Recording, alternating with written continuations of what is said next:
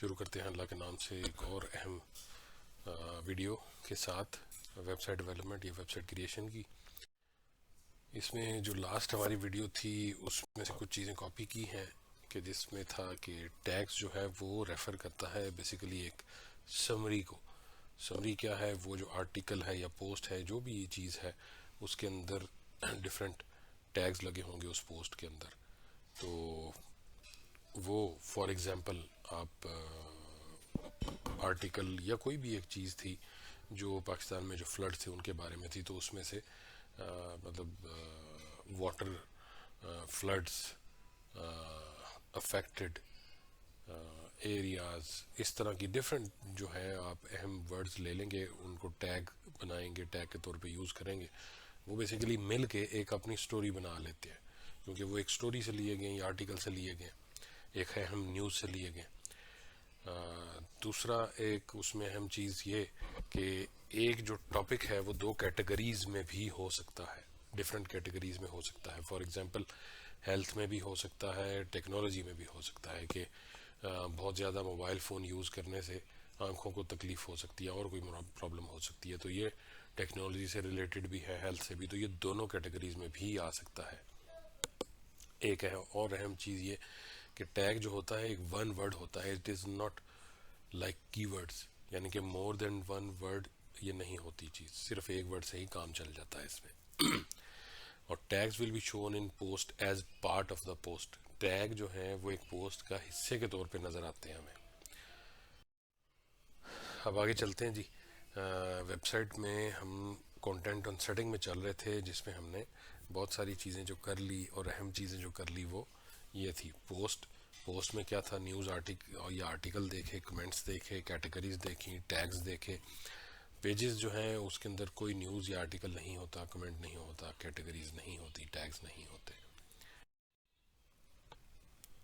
अच्छा, अब आगे हम चलें कि जब आप अपनी वेबसाइट का अकेले आपने सारे काम नहीं मैनेज करने, और भी लोग होंगे जिनको आप डिफरेंट रोल देंगे या आपको ज़रूरत पड़ेगी डिफरेंट लोगों की, तो उसके लिए फिर आप क्या करेंगे कि जनाब अपने कंट्रोल पैनल पे, डैशबोर्ड पे, यूज़र्स पे चले जाएंगे, फिर न्यू यूज़र पे जाएंगे और अपनी ज़रूरत के मुताबिक अपने साथी जो हैं वो लेके आएंगे। तो इनकी रीज़न डिफरेंट हो सकती हैं कि आपके पास टास्क ज़्यादा हैं, आपको ज़्यादा यूज़र चाहिए हैं जिनको आप रेलिवेंट अथॉरिटी दे के उनसे काम लें। और जब आप यूज़र ऐड करेंगे तो ऊपर उसका नाम मैंने किया, उसका ईमेल लिखा, फर्स्ट नेम, लास्ट नेम, और पासवर्ड जनरेट किया। उसका पासवर्ड जो है वो ऐसा कोई इजी ही रखें जो आ भी जाए, और ऐसा इजी भी नहीं रखें कि हर कोई उसको बना ले या आपका कंट्रोल बिल चला के आपकी वेबसाइट को डिस्टर्ब करे। तो इसमें जो बहुत अहम चीज़ है वो है उसका रोल आपने क्या रखा है उस बंदे का।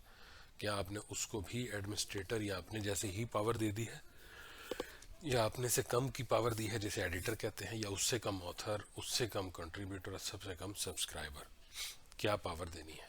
ये डिपेंड करता है उस बंदे के काम के ऊपर। ये भी हो सकता है कि आप सिर्फ ऑथर से ही काम चला सकें उसका, ये भी हो सकता है कि आप उसको एडिटर बनाना चाहें। तो ये डिपेंड करेगा कि आपको क्या रोल आप उसको देना चाह रहे हैं।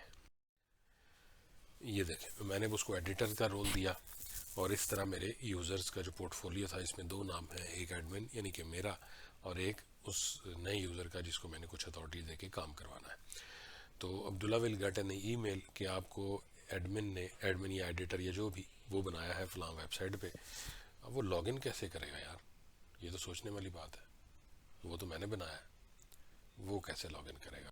वो ऐसे लॉगिन करेगा कि जिस तरह आप करते हैं, यानी कि आप लिखते हैं www.आपकी website.com/wp-admin। ये जो ऊपर छोटी सी तस्वीर में आप लॉगिन आईडी अपना करते हैं वो होगा, वही पासवर्ड आईडी वो यूज़ करेगा और वो अपने अकाउंट को चलाएगा।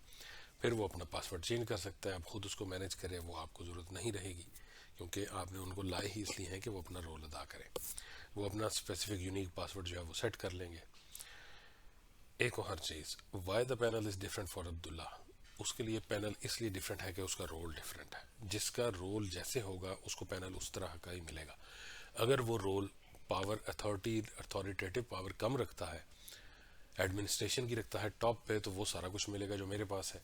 अगर वो एडिटर है तो मेरे से कम चीज़ें मिलेंगी, और करते करते नीचे आप लेते जाएंगे तो उसको और ज़्यादा कम चीज़ें मिलेंगी, और डैशबोर्ड उसका या उसका पैनल जो है वो डिफरेंट होता जाएगा।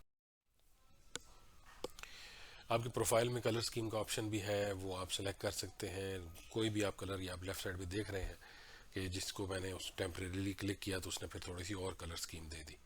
इसमें आईडी पासवर्ड, आईडी जो है वो सेम रहेगा, पासवर्ड चेंज हो सकता है, प्रोफाइल पिक चेंज हो सकती है।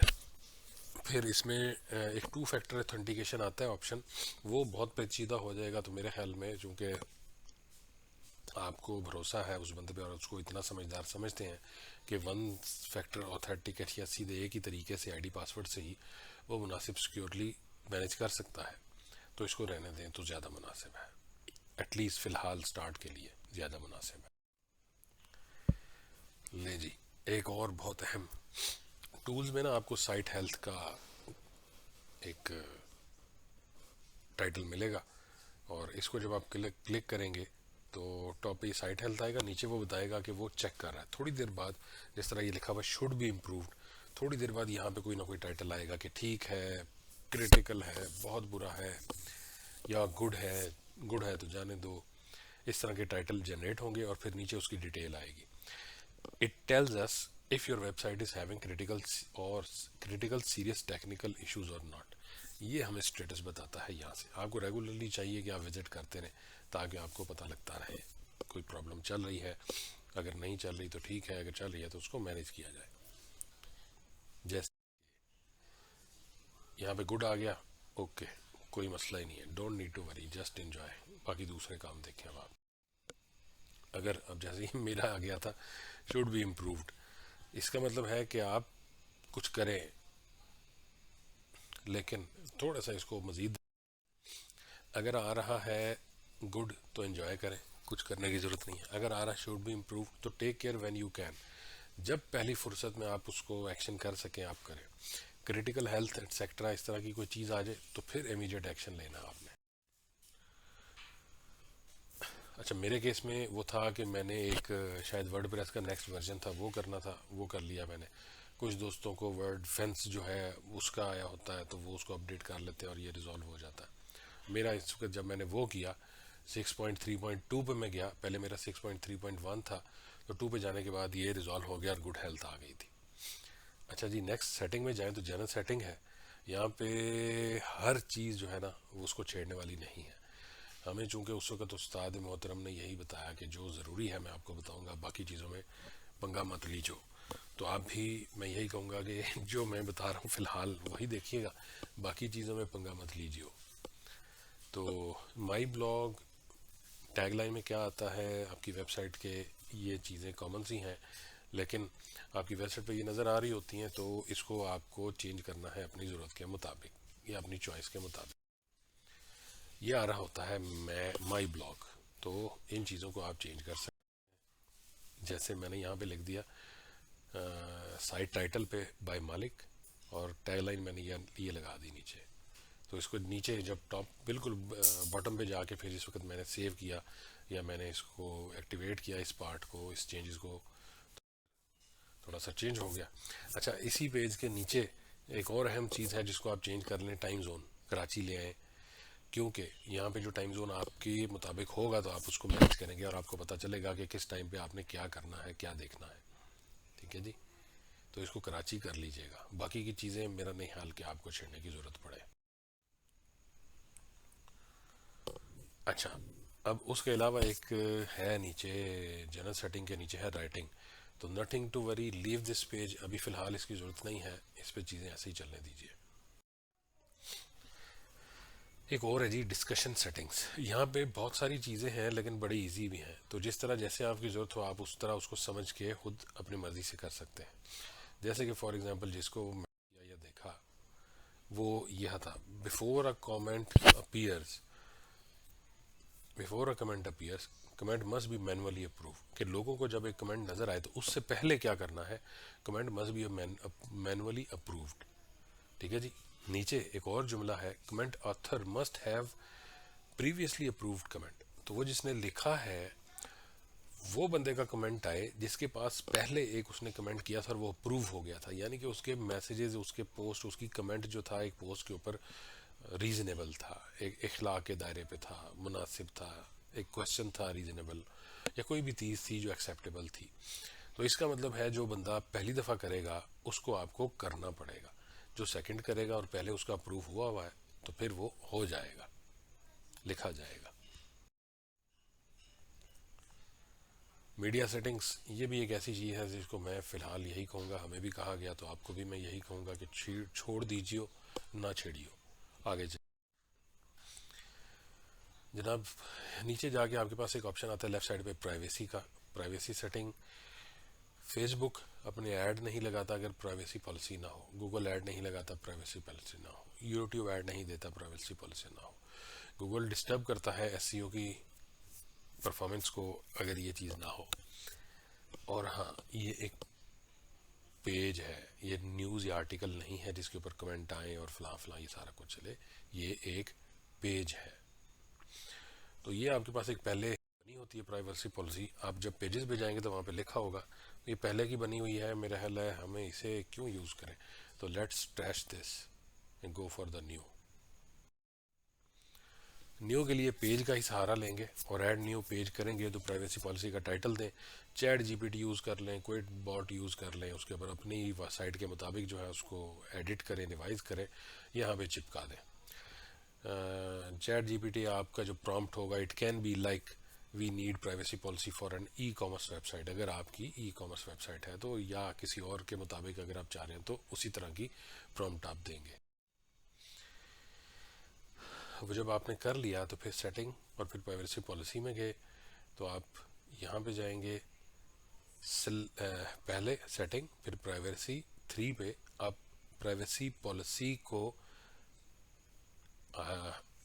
करेंगे,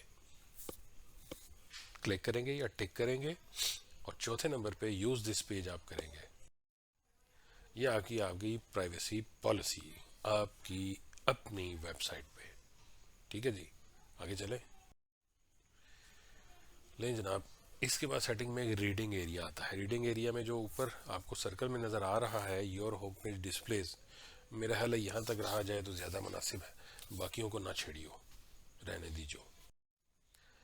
ये क्या है, इसमें जब आप वेबसाइट लिखते हैं, वेबसाइट को टाइटल लिखते हैं, फॉर एग्जांपल कोई भी नाम था www.saadsaad.com, तो आपका होम पेज आ जाता है। लेकिन मेरे होम पेज तो ये आ रहा है भाई, होम पेज का तो पता ही नहीं लग रहा, ये आते ही फायरिंग शुरू हो गई, इतने आर्टिकल, इतना कुछ आ गया, इतना मटेरियल आ गया।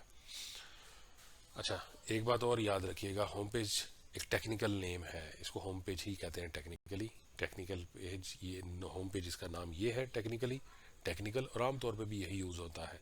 मेन पेज भी कहा जाता है, इंडेक्स पेज भी कहा जाता है। ठीक है जी, तो मेन पेज मैंने गलती से दोबारा लिख दिया, लेकिन आपको जब दोबारा कहा तो इसका मतलब आपके जहन में ज़्यादा रहेगा।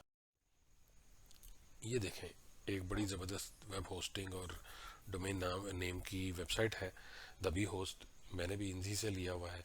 इनकी वेबसाइट पे जाओ तो ये होम पेज है, दराज पे जाओ तो अपना स्टाइल है, पाक सूजू पे अपना है, प्रो पाकिस्तानी पे अपना है, तो दे हैव, हमारा भी क्या इसी तरह का है? नहीं यार, हम भी बनाते हैं, ऐसे करते हैं, हम पहले एक पेज बनाते हैं, पेज बनाते हैं, उसका नाम रखते हैं वेलकम पेज, नीचे डिटेल डाली, फ़ोटो डाली अपनी ज़बरदस्त किस्म की, पब्लिश कर दिया, ले जी, ये पेज आ गया एक।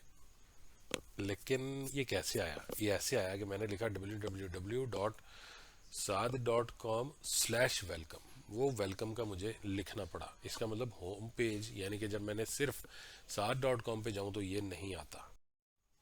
उसके लिए मैं क्या करूंगा, उसके लिए मैं ये करूंगा, सेटिंग, रीडिंग में जाऊंगा वापस, ऊपर देखिए जनाब, your home page displace, second option है स्टैटिक पेज, होम पेज, फिर नीचे होम पेज पे मैं वेलकम को लाऊंगा और नीचे सेव चेंजेस करूंगा, तो www.saad.com, यानी कि सिर्फ वेबसाइट का नाम लिखने पर मैं यहाँ पे जाऊंगा और मेरा नाम और मेरी ज़बरदस्ती फ़ोटो होगी।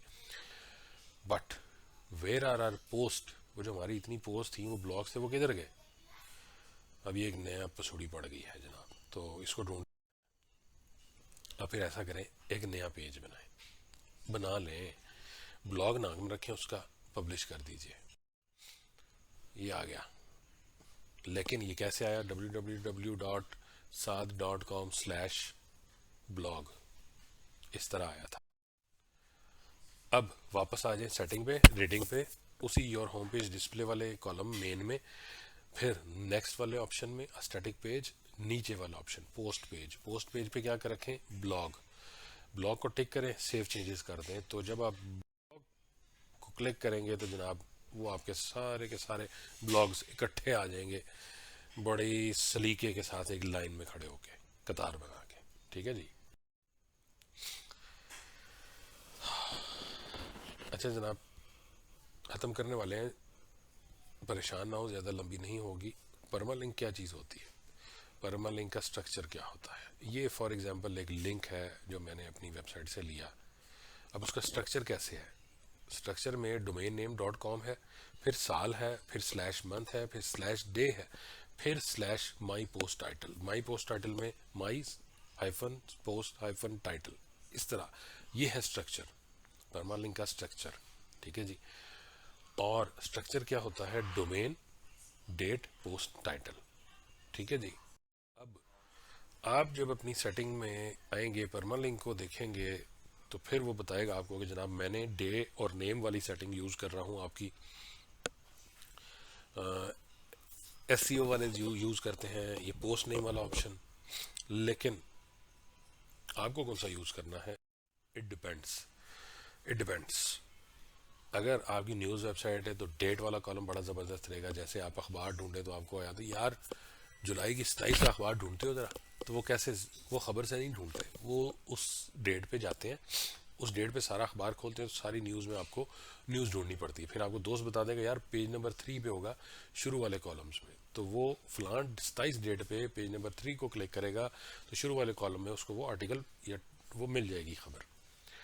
लेकिन अगर आपकी ई-कॉमर्स वेबसाइट है तो जैसे मैंने पहले बताया SEO वालों के लिए, इसी तरह पोस्ट नेम वाली जो ऑप्शन है परमालिंक, वो यूज़ करेंगे आप। तो these link can help also in your SEO। ठीक है जी। तो लास्ट में ये कुछ टिप्स है। We can install WordPress on sub domain. WordPress sub domain पे इंस्टॉल हो सकता है। When choosing domain we will choose our sub domain, not the main domain. There is a difference between directory and domain. Directory और domain different चीज़ें हैं। Site health अगर critical है, dashboard में अपडेट देखें, अपडेट प्लगइन का option कर दें अपडेट। अच्छा एक चीज़ याद रखें, कई दफ़ा कुछ लोगों को नज़र आएगा you have latest version of WordPress, री इंस्टॉल वर्जन 6.3.1। तो भाई उसको री इंस्टॉल नहीं करना। वो कह रहा है आपके पास ऑलरेडी ही लेटेस्ट वर्जन है, आपको ज़रूरत नहीं है, वो सिर्फ आपको बता रहा है। तो ये ना हो कि आप एक नया कट्टा खोल दें जो बांधना मुश्किल हो। तो नेक्स्ट वीडियो तक का वेट कीजिएगा, एक और इम्पोर्टेंट वीडियो आएगी और दूसरे टॉपिक्स पे भी आ रही हैं इंशाल्लाह। और मैं अब कोशिश करूँगा कि मैं मैथ्स से कुछ टॉपिक के सोल्यूशन की वीडियोस भी जल्द लेके आऊँ। थैंक यू, अल्लाह हाफ़िज़।